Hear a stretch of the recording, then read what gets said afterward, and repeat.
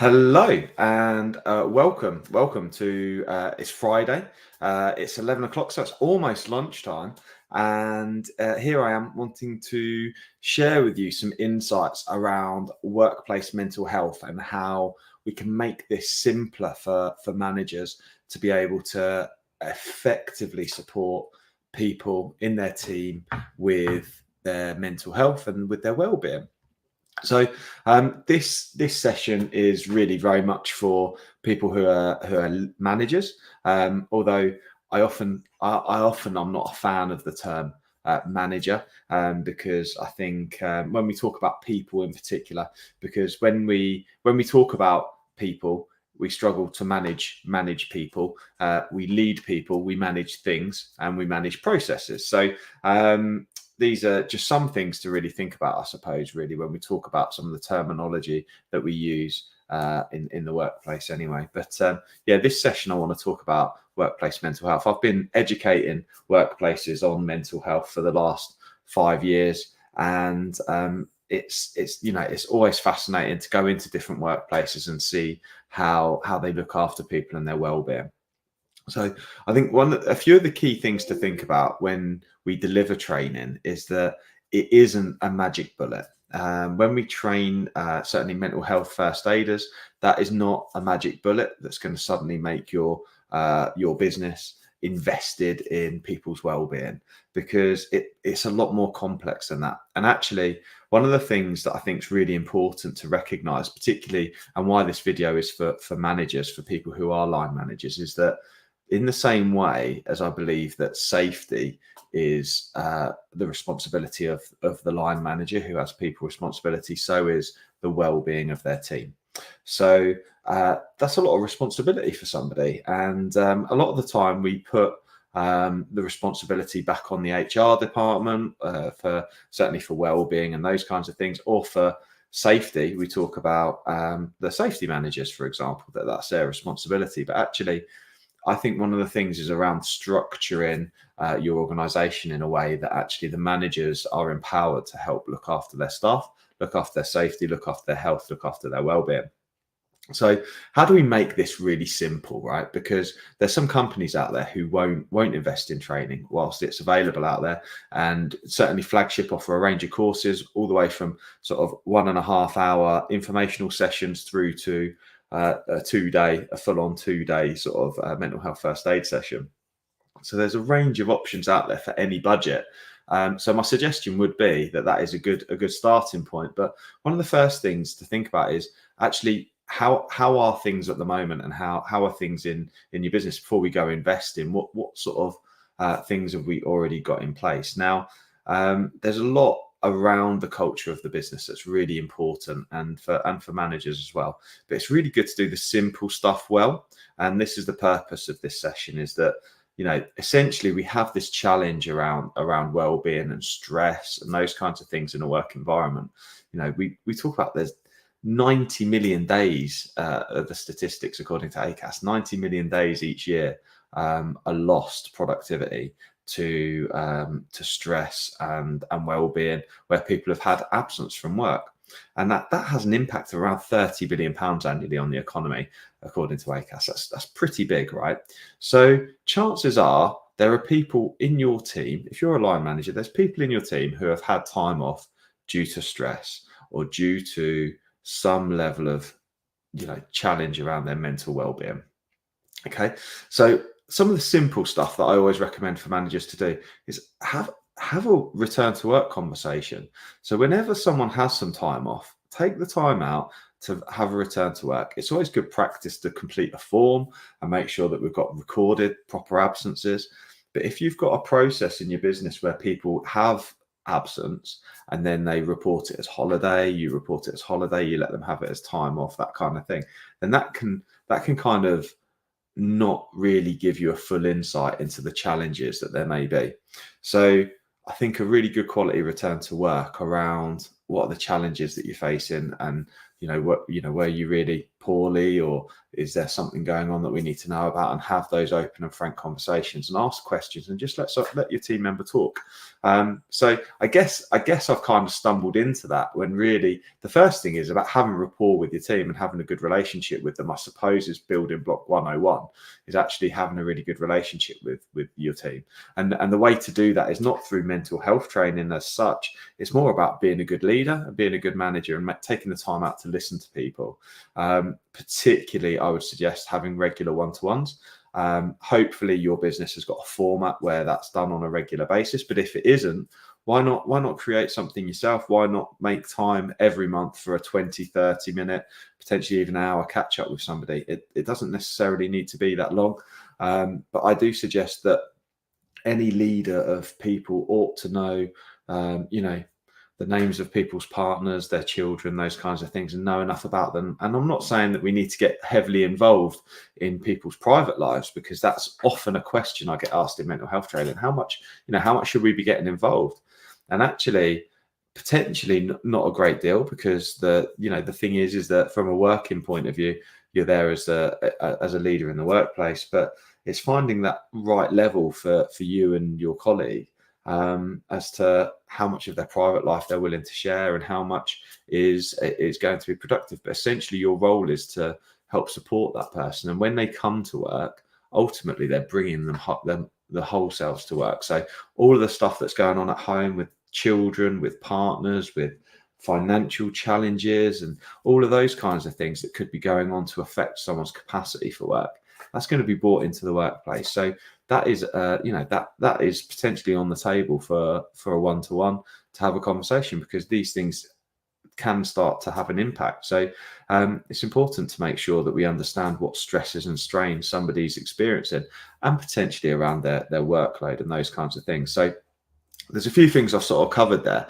but the main one is around having some great conversations and having private quality conversations with people.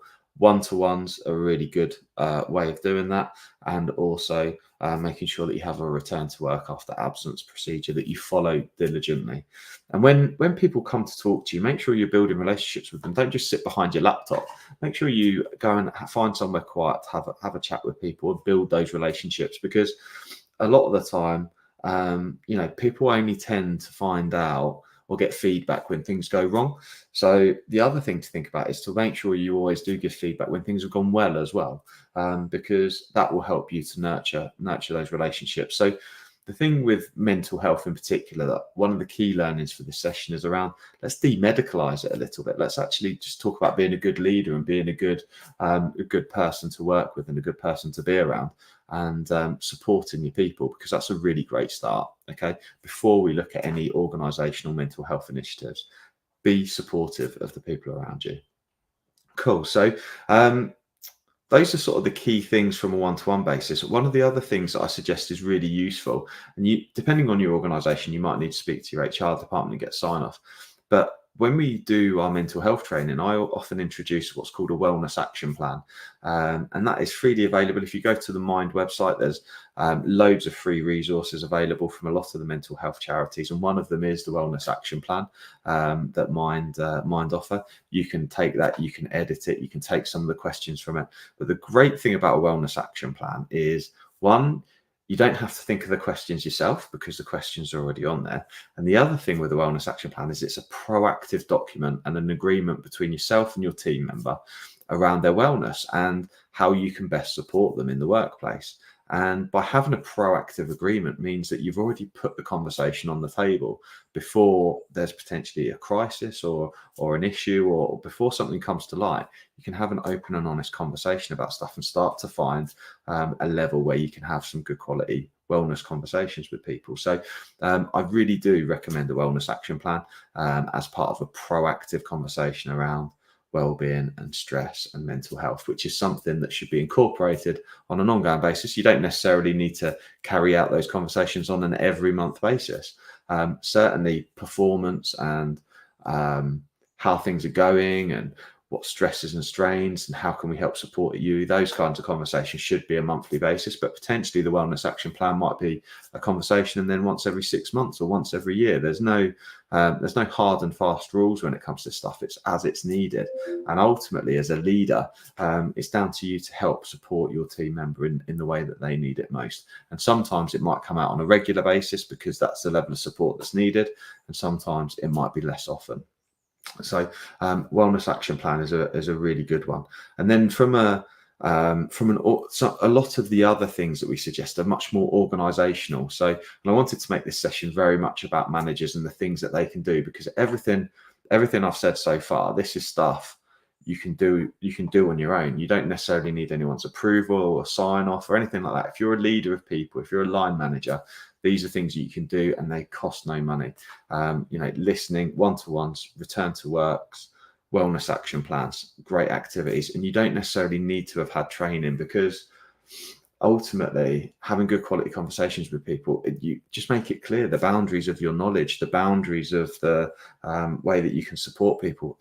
And ultimately, if people are often scared about having these conversations and making things worse. But ultimately, if you're there as a caring person who wants to help somebody succeed, then you'll find the right words. And if someone's a concern, then make an agreement with them around the support that you're able to offer, referring them to the GP, referring them to mental health charity, referring them to the Samaritans if they need it. Have a look at signposting beforehand, or just have that conversation. How can I help get you professional support?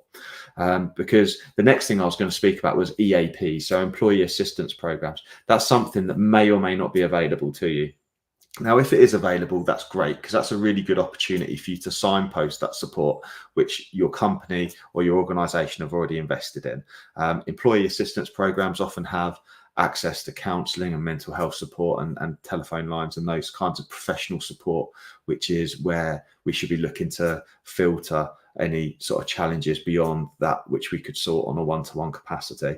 We filter them into that process. So an EAP is a great solution, but again, obviously, I spoke about all the free stuff that's readily available. This is something that your company needs to have invested in, and something to encourage investing in and consideration. So if you're listening to this and you're a decision maker, there's lots of programs out there and they can be quite cost effective. And I do recommend looking at investing in those things, because EAPs are a really good way of supporting your team. Certainly at Flagship Partners, it's something that we do with our team. We have like a cash plan where it's not a huge amount of investment, but we're able to provide our team with access to mental health support, but also we're able to offer things like cash back on dentistry, opticians, a lot of things to do with wellbeing, anything like that. They can actually get receipts and make a claim back as well, and that's really cost effective. It's a great perk for people. But this is the thing, is to remember perks don't equal culture. Perks are not culture. Perks help, but ultimately, culture is something which needs investing in, but needs investing in time and in good communication, not necessarily financially. So EAP is one thing to think about depending on your budget. Training obviously is another, and then there's other free stuff, but ultimately line managers can't just make this stuff happen. So one of the things we talk about on our mental health training is around the health and safety executives, the HSE's management standards approach, which is about making sure that we have risk assessments and stress policies in place around how to reduce work-based pressure that we put people under. And there's 6 key areas for the management standards approach. Things like role, demands, communication, making sure that we effectively communicate with people and have properly assessed the risk of stress in that work environment. And these are things, actually, that's an inexpensive thing to do. It's going to take time, but line managers may not be able to just go ahead and do that on their own. They might need some support from their health and safety or their HR team. So that is something to think about there. But this live hopefully has given you opportunity to think about some of the different things that are out there, some of the different things that you can think about. That there's obviously a challenge. There's clearly a challenge economically and within organizations all over the country with people around wellbeing, and I've suggested some really great free things that leaders are able to do to help support people, making sure they have great conversations, making sure they have private one-to-ones on a regular basis, making sure you have a good return to work process, and considering a wellness action plan. All free stuff, all stuff that you don't necessarily need training for.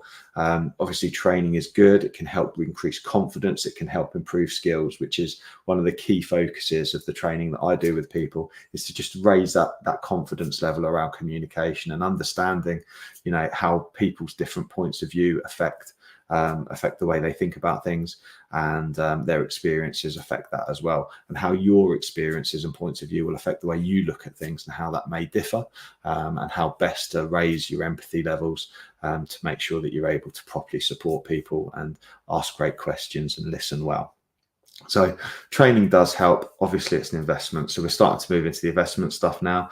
So that's a good thing to think about. An EAP or an employee assistance program is also a great thing to think about.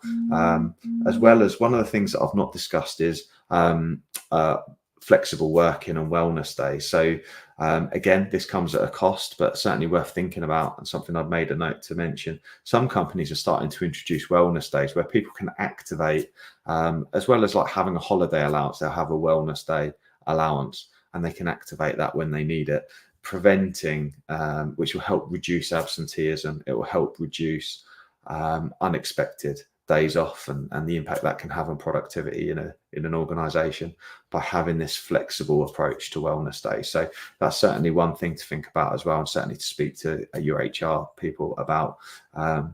But yeah, so hopefully there's a range of ideas in this session, and that you found it interesting. If you would like to have a chat with me, I'm more than happy to field any questions. Do drop me a line, give me a shout, and I will help support you as best I can. And if you're interested in mental health training or support or anything like that from a leadership point of view or from an organizational point of view, please do get in touch with myself, Pete Rushmount, or Flagship Partners.